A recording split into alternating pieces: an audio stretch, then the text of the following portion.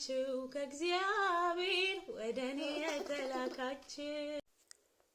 ሰላም ጤና ይስጥልን ውድ የቻናላችን ቤተሰቦች፣ እንግዲህ ዛሬ ማስተር አብነት ስለሚገኝበት የጤና ሁኔታ የምንመለከት ይሆናል።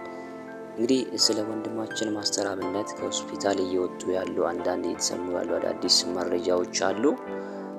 ይሄንን አብረን የምናይ ይሆናል። ከቻናላችን ጋር አብረን እንድንቆይ ጋብዛችኋለሁ። ለዚህ ቻናል አዲስ የሆናችሁ ካላችሁ ደግሞ ሰብስክራይብ በማድረግ ቤተሰብ እንድትሆኑ በዚሁ አጋጣሚ መጋበዝ እፈልጋለሁ። እንግዲህ አንጋፋው ፕሮፌሰር ብሩክ ላምቢሶ ያሉት አዲስ መረጃ አለ። እንዲሁም ደግሞ ዶክተር አብይ ያጋሩትን መልእክት አለ ማለት ነው። ወንድማችን ማስተር አብነት ከበደን በተመለከተ እሱንም የምናይ ይሆናል። እንግዲህ ውድ ተመልካቾቼ፣ ለመሆኑ ማስተር አብነት ከበደ ማን ነው የሚለውን ማየት ያስፈልጋል። የስኬቴ መነሻና ምክንያት እናቴና አባቴ ናቸው የሚለው ማስተር አብነት እግራቸውን ዝቅ ብዬ ማጠቤ፣ መታዘዜ ለዚህ ክብር አብቅቶኛል ብሎ ይናገራል። ከዚህ በፊት በሚናገራቸው አንዳንድ ቪዲዮቹ ላይ በምናይበት ጊዜ ማለት ነው። እንግዲህ ይህ ወንድማችን የተወለደው በከምባታ ዞን ዱራሜ ከተማ ነው። በቴኳንዶም የጥቁር ቀበቶ ባለቤት ሲሆን በተለያዩ የሞተር ላይ ስፖርት ትርኢቶችም ይታወቃል። ይህ ወንድማችን ማስተር አብነት ከበደ ከአንድም 3 ድርጅቶች የነበረውና በመጨረሻም ከስሮ የተቀመጠው ወደ ቤት የተመለሰው ማስተር አብነት አንድ ቀን ያልታሰበ ነገር ይገጥመዋል። ታዲያ ያ የገጠመው ነገር ምንድን ነው? እንግዲህ አንድ ቀን እንደዚህ ሆነ። ማስተር አብነት ከቡታጅራ ወደ ዱራሜ በሚጓዝበት ወቅት አንዲት እናት ሲለምኑት ይመለከታል። መርዳት ቢፈልግም ገንዘብ ያልነበረው ማስተር አብነት ሀብሉን ሽጦ እንደሰጣቸውና በእግዚአብሔር ፊት አንድ ጸሎት እንደጸለየ ይናገራል።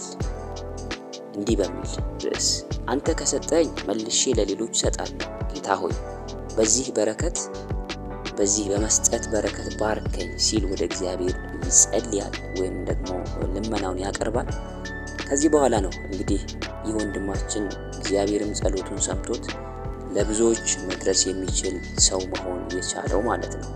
ታዲያ ይህ ወንድማችን ከሰሞኑ ከእግር አጥንቱ ጋር በተያያዘ ከፍተኛ ሕመም ውስጥ መሆኑን ራሱ ባጋራው መልእክት ላይ መረዳት ችለናል። ውድ ተመልካቾቼ፣ ይህም የመላው ኢትዮጵያውያንን ልብ ነክቷል። እንግዲህ ከትናንትና አመሻሽ ጀምሮ ተኝቶ ሕክምናውን እየተከታተለ ከሚገኝበት ሆስፒታል እየወጡ ያሉ አዳዲስ መረጃዎች አሉ።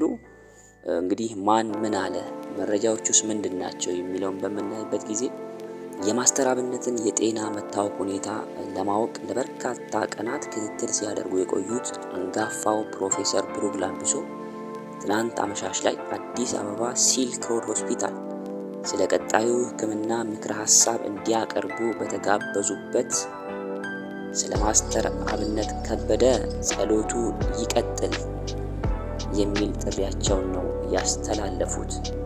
እንዲሁም ደግሞ ዛሬ አመሻሹን በአካል አግኝቼው ብዙ ነገሮችን ተጫውተናል። ወንድሜ በአሁኑ ሰዓት ጥሩ የሕክምና ክትትል እየተደረገለት ይገኛል። ሁላችንም ከህመሙ ተፈውሶ ወደሚወደው ወደ ቀደመው ስራ ይመለስ ዘንድ በጸሎታችን እናስበው ሲሉ ዶክተር አብይ መልእክታቸውን አስተላልፈዋል። እንግዲህ ሁላችንም ስለ ወንድማችን ማስተር አብነት ከበደ እየጸለይን እግዚአብሔር ደግሞ ፈጽሞ እንዲፈውሰው በእግዚአብሔር ፊት እያስቀመጥን እንድንተጋ በጸሎት እንድንተጋ ድራ ማለት እንፈልጋለን። ተመልካቾቼ፣ አዲስ መረጃ ሲኖር ደግሞ በዚሁ ቻናል የምናጋራችሁ ይሆናል። እስከዛው ድረስ ቸር ሰንብቱ። ሰላም ሁኑ።